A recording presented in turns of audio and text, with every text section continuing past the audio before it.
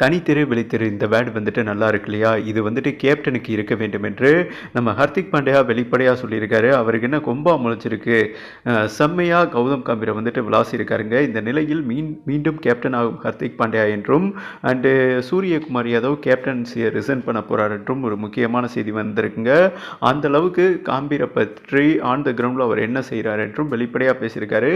ஆள் மனசில் இருக்கிறத பேசியிருக்காரு. ஹர்திக் பாண்டியா எப்போதுமே தில்லான ஆளுங்க, தில்லா பேசிடுவார். அதுதான் அவர் கேப்டன் மெட்டீரியல். ஓகேவா? அவர் தான் கேப்டன் ஆயிருக்கணும் T20 ஃபார்மேட். ஆனால் என்ன சொல்கிறது, இந்த கொல்கத்தா நைட் ரைடர்ஸில் சூரியகுமார் யாதவும் கௌதம் கம்பீரும் கொஞ்சம் நட்புறவு, அதை வச்சு அவரை கேப்டன் ஆக்கிட்டார்னு வைங்களேன். இங்கே தாங்க ஒருதலை பட்சமாக செயல்படுகிறார் என்றும், அதாவது தனக்கு பிடிச்ச பிளேயரை பக்கத்தில் வச்சுக்கிறதும் பிடிக்காத பிளேயர் மேலே வெஞ்சன்ஸை காக்கிறதும் இது ஒட்டுமொத்த இந்திய டீமுக்கே ஒரு மிகப்பெரிய கேடாக அமைந்துவிடும். இப்படி இருக்கும்போது ஒரு பயிற்சியாளர் நல்ல டீமையோ நல்ல பிளேயர்களையோ எதிர்காலத்தில் உருவாக்க முடியாது. அதனால தான் கேப்டன் தனித்து இருக்க வேண்டும். ஏன்னா ரோஹித் சர்மா MS தோனி இவங்க தனித்து விழித்திருந்ததுனால தான் அவங்களால மிகப்பெரிய வேர்ல்டு கப் வின் பண்ண முடிஞ்சது, திறமையான பிளேயர்களை உருவாக்க முடிஞ்சது. ஓகேவா? அங்கே தான் அதாவது கௌதம் கம்பீர் வந்துட்டு ஒருதலை பட்சமாக செயல்படுறாரு. ரோஹித் சர்மாவும் MS தோனியும் எல்லா பிளேயரும் நமக்கு வேணும், திறமையாக இருக்கிற பிளேயர்கள் மேலே வரணும்னு நினைப்பாங்க. ஆனால் கௌதம் கம்பீர் வந்துட்டு நமக்கு பிடிச்ச பிளேயர் அண்ட் திறமையான பிளேயர் மேலே வரணும்னு நினைக்கிறாரு. அது மிகப்பெரிய லெவலில் தவறு. அது இந்திய டீமையே ஓவரால் அழித்துவிடும், ஒரு நல்ல இந்திய டீமாக வளராது என்றும் அவர் வெளிப்படையாக பேசியிருக்காருங்க. அதாவது சூரியகுமார் யாதவே சிவம் டுபே பிளேயிங் லெவலில் விளையாடணும்னு சொல்லியிருக்காரு. ஏன்னா உங்களுக்கே தெரியும் ஹர்திக் பாண்டியா எதை கோடிட்டு சொல்லியிருக்காருன்னா, இந்தியா ஸ்ரீலங்கா T20 சீரீஸை வந்துட்டு இந்தியா பீட் பண்ணாங்க. இந்த 2 மேட்சையும் நீங்கள் நல்லா நோட் பண்ணிங்கன்னா தெரியுங்க.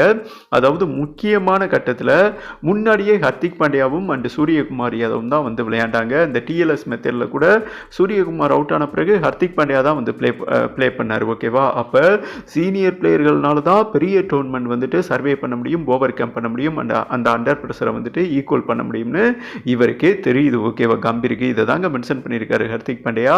அப்போ அதே சீனியர் பிளேயருக்கு தானே வாய்ப்பு கொடுக்கணும். சிவம் டுபே வந்துட்டு இவர் தோனி தலைமையின் கீழ் விளையாடி இருக்காரு அண்டு T20 வேர்ல்டு கப்பில் விளையாடி இருக்காரு. ஒரு பந்தில் மேட்சை மாற்றக்கூடியவர். இப்போ ரியான் பராக் எடுத்துக்கிட்டிங்கன்னா 10 பால் செட் ஆனதுக்கு அப்புறம் தாங்க சிக்ஸர் விளாசுவார். Same time experience. ஆனால் சிவம் டுபே வந்துட்டு எக்ஸ்பீரியன்ஸ் பிளேயர். ஏன்னா T20 வேர்ல்டு கப்பே விளாண்டுருக்காரு. அப்போ எங்களை மாதிரி ஒரு முக்கியமான சூழலில் வந்துட்டு எங்களை தான் இறக்கி விடுறாரு சீனியர் பிளேயர்களை. அப்போ அந்த கண்ணோட்டத்தில் பார்க்கும்போது சிவம் டுபே தான் பிளேயிங் லெவலில் கரெக்டான ஆப்ஷன் இருப்பார். T20 ஃபார்மேட்டை பொறுத்தவரை முதல் பந்திலிருந்தே அட்டாக் பண்ணணும், குறிப்பாக சிக்ஸர் அடிக்கிற எபிலிட்டி இருக்கணும்.